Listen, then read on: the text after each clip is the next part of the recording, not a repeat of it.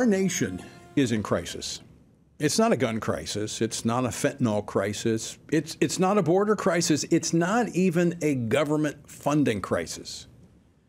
It is a moral and a spiritual crisis. A sickening video that went viral last weekend fully displays this moral and spiritual crisis. The video was of two 17-year-old males who were apparently identifying as heartless, demon-possessed thugs who recorded their joyride in a stolen car. The video shows the two cheering as they ram and force one car off the road. Then they spotted 64-year-old Andreas Probst, a retired police officer, taking his morning bike ride. The driver asked his passenger if he was ready to capture their feet on camera. So swerving into the bike lane behind Probst, they blew the horn and then plowed into the back of him, throwing him onto the windshield, over the car, and onto the pavement as they accelerated. The thug in the passenger seat turned to catch on camera Probst bounce onto the road, where he died. The driver was arrested shortly thereafter and taken to the juvenile detention center. The Clark County District Attorney's Office is reportedly looking into charging the driver as an adult. Now, don't expect the White House or others that see violent crime as little more than justification to grab more power over law-abiding citizens to pay any attention to a drive-over killing. However, this crime is so shocking. Some are asking, how did we arrive at such a place where cold-blooded murder is callously carried out like a virtual video game? Well, should we really, should we be surprised? As a nation, we've pushed God to the outskirts of society. Instead of our children being taught that they are created in the image of God and therefore have value, we're telling them that they come from animals, and then we're shocked when they act like animals. This, my friends, is a moral and a spiritual crisis. But don't expect political leaders, especially those on the left, to acknowledge that fact because they refuse to look beyond the symptoms. Take the mayor of Chicago, Brandon Johnson, who is calling for city-owned grocery stores to be placed in neighborhoods that have become what he calls food deserts. Why are they food deserts? Well, Walmart and Whole Foods have shuttered their stores because of unsustainable losses.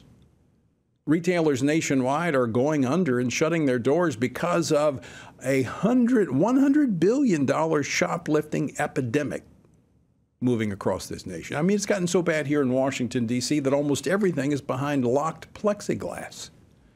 Now, commentators and conservatives point to lax policies like California's Prop 47, which reduced theft from a potential felony to a misdemeanor.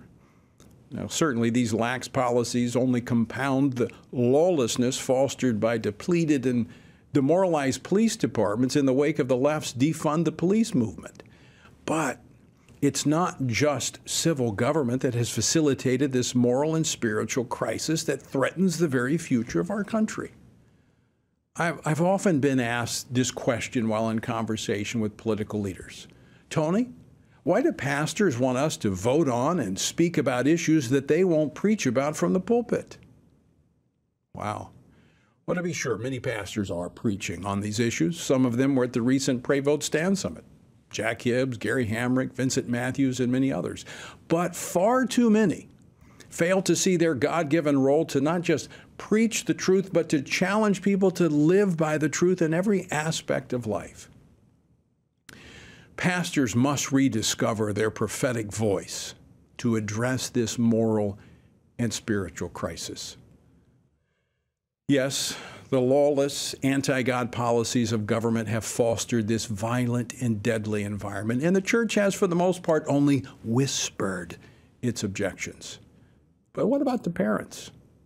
Now, I know the government has usurped the role of parents in many ways, hiding critical information from them about their children's mental and spiritual well-being at school. In fact, in some cases, they've refused to allow parents to get counseling for their children if it's not in lockstep with leftist ideology. But a recent report from King's College London suggests parents in the United States are not concerned with their children being civil or even obedient.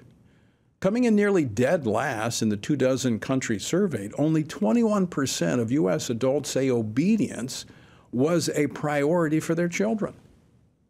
What did rank near the top of their priorities? Tolerance. Well, there was little tolerance for Mr. Probst. To the 21st century ear, it may sound archaic to quote a founding father, but after all, they did craft what has become the longest surviving written charter of government in the world. So maybe they knew something, and maybe we can learn something about how to keep this experiment in liberty going. John Adams, America's second president, warned, quote, "Our Constitution was made only for a moral and a religious people. It is wholly inadequate to the government of any other." In other words, if we don't go beyond the litany of crises facing our nation and seeing them for what they are, just symptoms, whether it be the border, fentanyl, guns, or stolen cars that are used to run over innocent people, if we don't go beyond that to see what truly is at the heart of this crisis, we'll lose this country as we know it, because we will have missed the moral and the spiritual crisis confronting us. We must return to God and to His Word. And that is where I stand.